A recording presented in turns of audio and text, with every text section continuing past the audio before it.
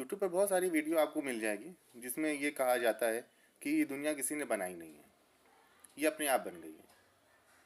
जो साइंटिस्ट हैं जो बात कहते हैं, प्रूफ करते हैं, उसमें वो साबित करते हैं कि ईश्वर नहीं है, दुनिया किसी ने बनाई नहीं, अपने आप बन गई है।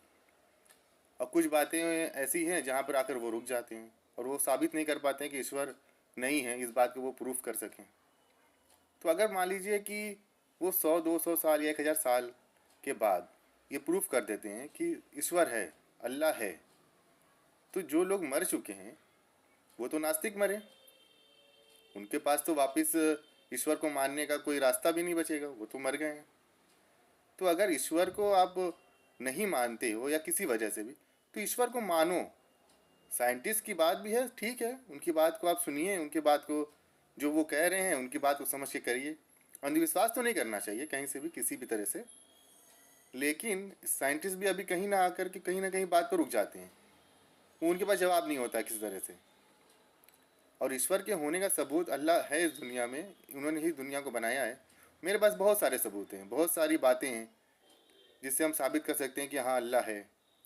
जैसे मिसाल के तौर पर एक बाप के 4 लड़के हैं, सबकी किस्मत अलग अलग है।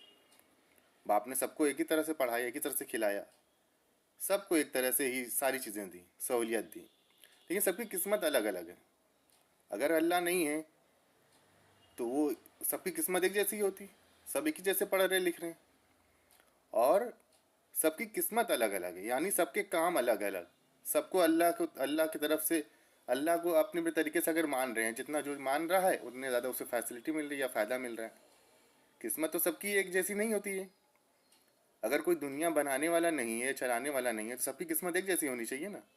सब एक ही कॉलेज में, मेरे यहाँ BHU कॉलेज है, उसमें सारे बच्चे पढ़ रहे हैं, सबको एक ही नॉलेज मिल रही है, ये सबकी किस्मत अलग अलग है। क्या ये अल्लाह के होने का सबूत नहीं दिख रहा है ना?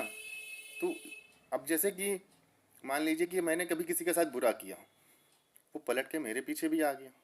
मान लीजिए कि मैंने किसी को एक थप्पड़ मार दिया, 10 साल 5 साल के बाद मुझे भी कोई थप्पड़ मार रहा है। तो ये चक्र कौन चला रहा है?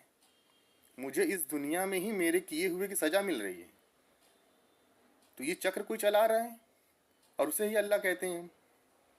तो दुनिया बनाई है किसी ने और कोई चलाता बहुत अच्छे से, बस हम उसे समझ नहीं पाते हैं। बहुत सारी बातें हैं, मैंने वीडियो देखी थी, मैंने कहा कि बोल दें इस पर। तो अगर कोई सामने बैठ के मुझसे बात करे और इस बारे में डिबेट करे, तो मुझे अच्छे से मुझे यकीन है कि हम उसे यकीन दिला सकते हैं कि अल्लाह है और दुनिया वो चला रहे हैं।